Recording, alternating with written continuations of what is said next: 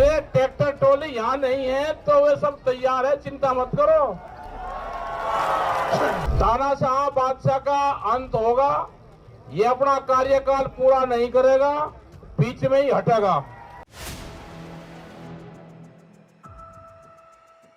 जंतर मंतर पहुंचकर राकेश टिकैत ने कॉकरोच जनता पार्टी को अपना खुला समर्थन दिया और मोदी सरकार को एक बहुत बड़ी चेतावनी भी दी है, जिससे बीजेपी की टेंशन बढ़ गई है। इस वीडियो में हम इसी पर करेंगे बात। नमस्कार, 4 PM पर आप सभी का स्वागत है। दोस्तों, आखिर सरकार किस बात का इंतजार कर रही है? क्या उसे तब होश आएगा जब कोई अनशन पर बैठा इंसान अपनी जान गंवा देगा? क्या लोकतंत्र में अपनी बात रखने वालों की आवाज सिर्फ इसलिए अनसुनी कर दी जाएगी क्योंकि वे सरकार से सवाल पूछ रहे हैं? जी हां, यही सवाल आज देश में उठ रहा है।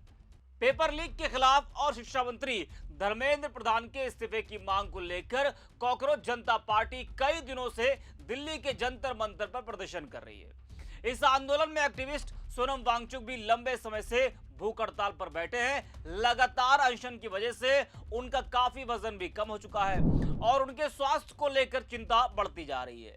लेकिन बीजेपी सरकार को इसकी कोई चिंता नहीं है। कुछ ही किलोमीटर पर बैठे मोदी शाह को इस आंदोलन की आवाज शायद सुनाई ही नहीं दे रही है। मोदी शाह क्या पूरी बीजेपी को जंतर मंतर पर चल रहे कॉकरोच जनता पार्टी के आंदोलन की आवाज नहीं सुनाई दे रही है। लेकिन अब जो माहौल जंतर मंतर पर बनने लगा है, विपक्षी दल, किसान नेता, अभिनेता, सामाजिक कार्यकर्ता सभी जिस तरह से जंतर मंतर पहुंच रहे हैं, उसने बीजेपी सरकार की टेंशन बढ़ा दी है।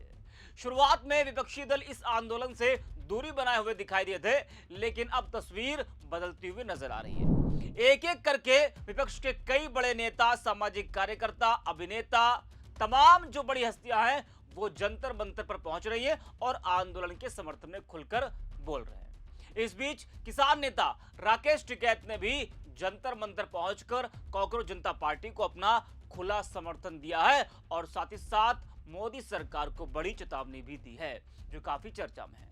राकेश टिकैत ने सरकार पर निशाना साधते हुए कहा कि ट्रैक्टर ट्रॉली तैयार खड़ी है, चिंता मत करो, तानाशाह बादशाह का अंत तो होगा और ये अपना कार्यकाल पूरा भी नहीं कर पाएगा। राकेश टिकैत ने यह भी एक बहुत बड़ी बात बोली है। जी हां, वही राकेश टिकैत ने कहा कि वर्तमान की सरकार तानाशाह है और वह तो चाहती कि आंदोलनकारी की मौत हो जाए। 19 दिनों से लगातार अनशन पर बैठे एक्टिविस्ट सोनम वांगचुक के स्वास्थ्य की भी काफी चिंता है, ये बात कही है टिकैत ने। सरकार अगर कॉकरोच जनता पार्टी की मांगों को नहीं मानती है तो सामाजिक लोगों को आगे आकर इनका समर्थन करना चाहिए। राकेश टिकैत ने कहा कि उम्मीद करते हैं कि जल्दी धर्मेंद्र प्रधान अपने पद से इस्तीफा देंगे। उन्होंने यह भी कहा कि चाहे सरकार बीजेपी की रहे, लेकिन प्रधानमंत्री को अपना स्थान छोड़ना पड़ेगा। वैचारिक क्रांति से ही परिवर्तन आएंगे, जिसका सफल रूप जंतर मंतर पर देखने को मिल रहा है। राकेश टिकैत ने और क्या कुछ कहा है, जरा वो भी आप सुन लीजिए। अरे ट्रैक्टर ट्रॉली यहाँ नहीं है तो वे सब तैयार है, चिंता मत करो। वे यहाँ नहीं है, लेकिन चिंता मत करना, वे गांव में भी खड़े हुए हैं तो तैयारी खड़ी, वे तैयारी है, चिंता न करना। यहाँ पे सब लोग खेती किसानी, गांव देहात के सब उसी के लोग हैं। तानाशाह बादशाह का अंत होगा, ये अपना कार्यकाल पूरा नहीं करेगा, बीच में ही हटेगा। ठीक है, बीच में ही हट जाएगा, तानाशाह का अंत होगा, आप चिंता ना करें। ये तो पड़ोसी देशों में जिस तरह के हालात हो रहे हैं, जो अपने पड़ोसियों से संबंध ठीक नहीं रख सकता, इस तरह के हालात पड़ोसियों से हैं, तो भाई ऐसा ही वो घर में रखता है जैसे पड़ोसियों के साथ में चारों तरफ से बिगाड़ रखी। आप सब लोग समझदार हो, शांति से अपना काम करो। ये आंदोलन स्थल है, इसमें शांति बनाए रखे। बहुत बढ़िया ये मूवमेंट हमारा सबका चला हुआ है और हमारा पूरा समर्थन आपके साथ में है।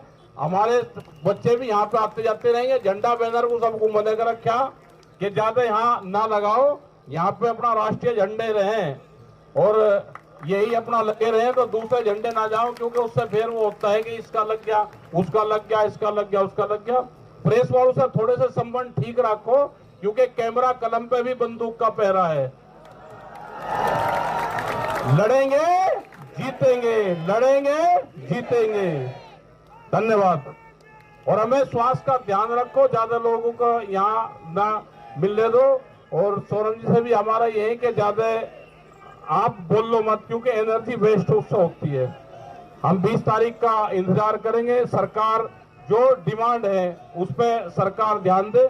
धन्यवाद। जय हिंद, जय भारत। तो सुना आपने, जंतर मंतर पहुंचकर राकेश टिकैत ने यह बड़ा बयान दिया, बड़ी चेतावनी सरकार को दी है, जिसने बीजेपी सरकार की मुश्किलें बढ़ा दी है। क्योंकि ये चेतावनी किसी आम नेता की नहीं, बल्कि उस किसान नेता की है जिसके आंदोलन ने पहले भी सरकार को अपने फैसले बदलने पर मजबूर किया है। अब जरा सोचिए, अगर बड़ी संख्या में ट्रैक्टर ट्रॉलियां जंतर मंतर या दिल्ली की ओर बढ़ती है तो राजनीतिक माहौल कितना गर्मा सकता है। क्या सरकार पहले ही बातचीत का रास्ता चुनेगी या फिर हालात और बिगड़ने का इंतजार कर रही है? बीजेपी के लिए यह चुनौती आसान नहीं होने वाली।